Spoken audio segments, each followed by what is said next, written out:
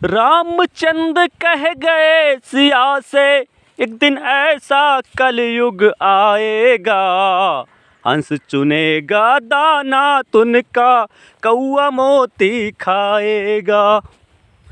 ये बातें हमारे देश में जो जज बने हुए हैं, सिविल जज हो, हाई कोर्ट का जज हो, सुप्रीम कोर्ट का जज हो, उनके ऊपर ये बिल्कुल सटीक बैठती है। अब इस बात को एकदम समझना है कि कैसे कौआ लोग जज बन गए। भारत में सिविल जज बनने की पहली योग्यता है आपको अंग्रेज़ों के काले कानून और काले अंग्रेज़ों के काले कानून को में पूरी आस्था रखनी होगी। सिविल जज बनने की पहली योग्यता क्या है? अंग्रेज़ों के काले कानून में और भारत के काले अंग्रेज़ों के काले कानून में आपको पहली प्राथमिकता है कि उसमें पूर्ण आस्था रखनी होगी सिविल जज बनने के लिए। बात को एकदम समझ लीजिए। फिर से वीडियो को 4 बार, ये बहुत इम्पोर्टेंट बात बता रहा हूँ मैं। भारत में सिविल जज बनने के लिए आपको अंग्रेज़ों के काले कानून और भारत के काले अंग्रेज़ों के काले कानून में आपकी पूर्ण आस्था होनी चाहिए। वही व्यक्ति सिविल जज बन सकता है, अन्यथा कोई भी ईमानदार व्यक्ति जो काले कानून में आस्था नहीं रखता वो जज नहीं बन सकता। इसीलिए हमारी पंचायतें ख़त्म की गई कि आप लोग खुद न्याय ना कर सको। हंस टाइप के लोग, सच्चे और ईमानदार लोग न्याय ना कर सकें, इसलिए इन्होंने हमारी पंचायतों पे प्रतिबंध लगा दिए, उनकी मान्यताओं को जीरो कर दिया। अच्छा, ये तो हो गया सिविल जज बनने की पहली योग्यता। देख लीजिएगा, आपके उसमें है, गूगल्स पे है, हर जगह ये बातें हैं, साफ साफ शब्दों में अंकित हैं कि सिविल जज बनने की क्या योग्यता है। दूसरा, अगर आप हाई कोर्ट में जज बनना चाहते हैं और सुप्रीम कोर्ट में जज बनना चाहते हैं तो उसकी भी योग्यता है कि आपको 10 साल 5 साल कम से कम किसी अदालत में सच को झूठ, झूठ को सच बताने की कला आनी चाहिए। एकदम साफ साफ शब्दों में ये लिखा है कि आप किसी न किसी अदालत में आपको सच को झूठ और झूठ को सच बताना पड़ेगा। जिसको ये अपनी भाषा में कहते हैं, आपको कहीं ना कहीं प्रैक्टिस करनी पड़ेगी 10 साल 5 साल जज बनने के लिए। उनके लिए कोई परीक्षा की भी अनिवार्यता नहीं है।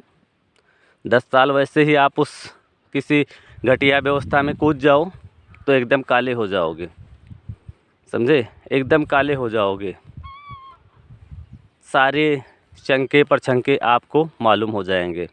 वो जज बनने की योग्यता है, मतलब न्यायाधीश। और नाम देखिए बंदे ने क्या रख दिया, न्यायाधीश बनने की योग्यता इन लोगों ने रख दी है कि 10 साल आपको किसी न किसी हाई कोर्ट में आपको वकालत करनी पड़ेगी।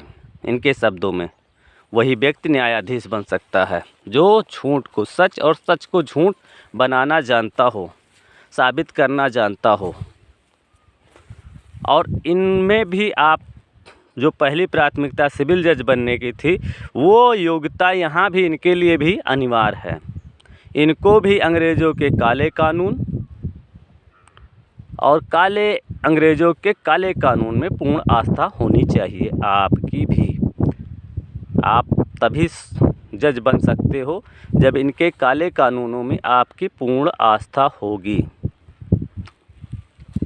सुप्रीम कोर्ट में आपको बता दें, ऐसे ऐसे फैसले होते हैं जिन पर भरोसा करना बिल्कुल ही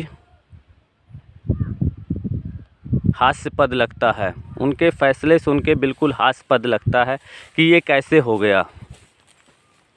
हाई कोर्ट में भी ऐसे ऐसे फैसले होते हैं जो सुन कर के बड़ा अचंभा होता है कि ये कैसा फ़ैसला दे दिया जज साहब ने। तो अब काले कानून क्या हैं, उन पर थोड़ा हम प्रकाश डालते हैं। जैसे भारत में हरिजन एक्ट है, ये एक काला कानून है जो काले अंग्रेज़ों द्वारा बनाया गया। और गुंडा एक्ट था जो अंग्रेज़ों के द्वारा एक काला कानून था, गुंडा एक्ट। कानून बनाया आपने, ठीक है, उससे क्या सुधार होना है उस पर हर साल गहनता से विचार विमर्श हो कि क्या ऐसा सुधर रहा है कि नहीं। गुंडा एक्ट बना दिया, अंग्रेज़ों के ज़माने से चला आ रहा है, आज भी वो चल रहा है। 313, 376 ये भी एक काला कानून है जो अंग्रेज़ों के ज़माने से ही था, अब इसको और सख्ती कर दिया गया। दहेज हत्या, दहेज प्रताड़ना, ये भी काला कानून है। इसमें भी भारत की एक बहुत बड़ी आबादी जो है बेकसूर होते हुए जेलों में बंद है। 313 हमने आपको बता ही दिया, हरिजन एक्ट बता ही दिया कि ये काले कानून है भारत में। और आपको 153 है, वो भी काला कानून है। उसमें भी अगर आप कहीं किसी अदालत में, वो किसी थाने में चले गए न्याय मांगने, तो बताएंगे कि आपसे शांति की आशंका है, 151 में आपको जेल भेज दिया जाएगा। मतलब आप पीड़ित हैं, लेकिन आपके जो थानेदार हैं उनको ऐसा लगेगा कि ये लड़ाई की आशंका है। अरे अगर पीड़ित है वो तभी आपसे न्याय मांगने गया है कि आप न्याय दे दो श्रीमान, हमें कोई प्रताड़ित कर रहा है, किसी चीज़ का विवाद हो। उसमें पता नहीं दरोगा को ऐसा क्यों लग जाता है कि ये लड़ाई करेगा, लड़ाई की आशंका है, और लड़ाई की आशंका में 151 में चालान भेज देते हैं शांति भंग के केस में। अगर उसको लड़ाई करना होता तो थाने क्यों जाता। कोई भी व्यक्ति थाने पीड़ित है जो न्याय मांगने गया है कि ऐसी ऐसी समस्या है आपसे बता रहा है, तो उसको आप 151 में चालान भेज देते हो। ये क्या है, काले कानून है, काले कानून हैं जो जनता को झेलने पड़ रहे हैं। और सिविल जज बनने के लिए आपको ये कानूनों में पूर्ण आस्था रखनी चाहिए कि हाँ, जो दरोगा ने कहा है वो बिल्कुल ठीक किया है, और उसी आधार पर वो अपना फैसला। अभी 161 और 164 का बयान में जो भारत का काला कानून है, जो बेकसूर, जो भारत में जो लाखों बेकसूर हैं, इन्हीं काले कानूनों में फंसे हुए हैं, उसका भी आप हवाला देख लीजिए। 161 और 64 का जो बयान होता है उसमें साफ साफ इंगित है, संविधान इंगित करता है कि लड़का सच नहीं बोल सकता और लड़की झूठ नहीं बोल सकती। उसकी जो ये अवधारणा है वो इस बात को इंगित करती है। तो सभी साथियों से हमारा निवेदन है कि मानसिक गुलामी से बाहर निकलो और इन काले कानूनों का विरोध करो। धन्यवाद साथियों।